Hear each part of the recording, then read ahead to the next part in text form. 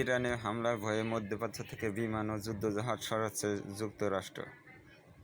ইরানে হামলার সংখ্যায় মধ্যপ্রাচ্যের কয়েকটি ঘাঁটি থেকে কিছু বিমান ও যুদ্ধজাহাজ সরিয়ে নিয়েছে যুক্তরাষ্ট্র। বুধবার দুই মার্কিন কর্মকর্তা রয়টার্সকে এ তথ্য জানিয়েছে। খবর আরব নিউজে।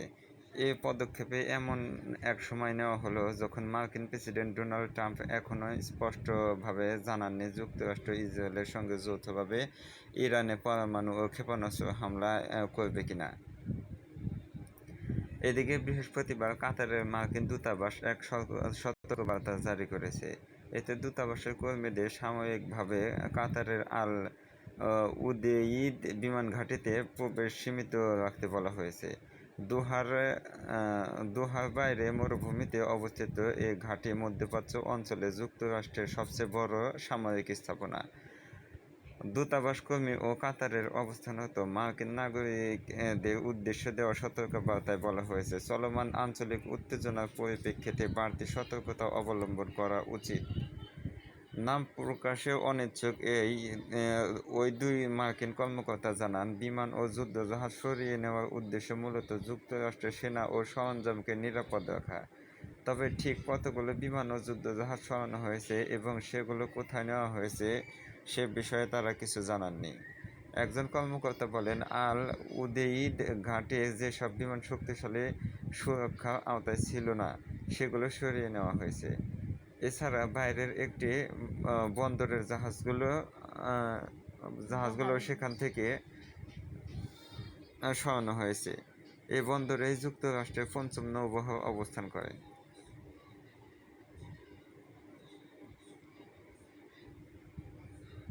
যেভাবে ইসরায়েলের আকাশ প্রতিরক্ষা ভেদ করছে ইরানের ক্ষেপণাস্ত্র, একসময় যাকে অভেদ্য বলে মনে করা হতো। দখলদার ইসরায়েলের সেই আকাশ প্রতিরক্ষা ব্যবস্থাকে ভেদ করে একের পর এক ইরানের ক্ষেপণাস্ত্র আঘাত হানছে দখলদার এই দেশটির বিভিন্ন গুরুত্বপূর্ণ স্থাপনায়। অত্যাধুনিক আয়রন ডোম, ডেভিডস স্লিং, আরও এমনকি থার্ড এর মতো বিশ্বসেরা ডিফেন্স সিস্টেমও যেন ইরানের নতুন প্রজন্মের অস্ত্রের মুখে পুরোপুরি অপ্রতিরোধ্য নয়। যদিও ইসরায়েল দাবি করেছে তাদের প্রতিরক্ষা ব্যবস্থা বেশিরভাগ হামলা সফলভাবে ঠেকিয়ে দিচ্ছে, তবে কিছু সংখ্যক ক্ষেপণাস্ত্রের ক্রমাগত অনুপ্রবেশ সামরিক বিশেষজ্ঞদের কপালে চিন্তার ভাঁজ ফেলেছে। প্রশ্ন উঠেছে, কিভাবে ইরান এই দুর্ভেদ্য প্রাচীর ভেঙে দিচ্ছে? এর পেছনে কি নতুন কোনো কৌশল নাকি অত্যাধুনিক প্রযুক্তির ব্যবহার? ইরানের এসব হামলায় ইসরায়েলের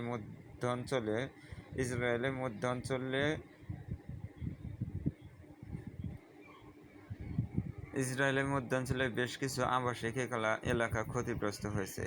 রাজধানী তেল আবিবে অবস্থিত দেশটির সামরিক সদর দপ্তর কিরিয়াতেও ক্ষেপণাস্ত্র আঘাত হেনেছে। মঙ্গলবার ইরান দাবি করে, তারা ইসরায়েলের একটি সামরিক গোয়েন্দা কেন্দ্র এবং মোসাদের একটি পরিকল্পনা ঘাঁটি ধ্বংস করেছে। ইসরায়েলের আকাশ প্রতিরক্ষা কেন্দ্রে রয়েছে আয়রন ডোম। এটি শত্রুপক্ষের ছোড়া ক্ষেপণাস্ত্র শনাক্ত করে তার গতিপথ নির্ধারণ করে এবং মাঝপথে ধ্বংস করে দেয়।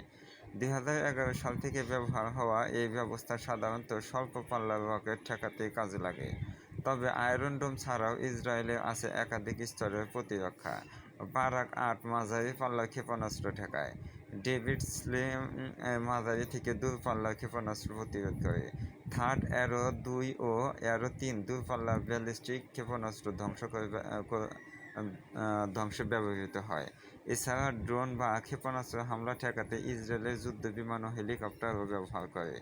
আকাশ প্রতিরক্ষা ব্যবস্থার মূল উপাদান তিনটি। প্রথমত, রাডার শত্রুর ক্ষেপণাস্ত্র শনাক্ত করে। কমান্ডো ও কন্ট্রোল সেন্টার সিদ্ধান্ত নেয় ধেয়ে আসা কোন লক্ষ্যবস্তুতে আঘাত করা হবে। এরপর লঞ্চার প্রতিরোধ ক্ষেপণাস্ত্র নিক্ষেপ করে। শত্রুপক্ষের প্রতিটি ক্ষেপণাস্ত্র ঠেকাতে সাধারণত প্রতিরোধকারী 2টি ক্ষেপণাস্ত্র ছোড়া হয়।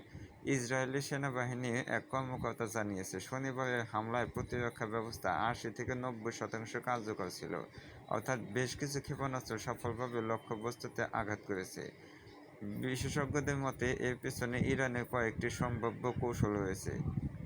ইরান একযোগে বহু ক্ষেপণাস্ত্র ও ড্রোন ছড়িয়ে ইসরায়েলের প্রতিরক্ষা ব্যবস্থা ব্যস্ত করে ফেলে, যাতে প্রকৃত হামলাগুলো প্রতিরোধ করা না যায়।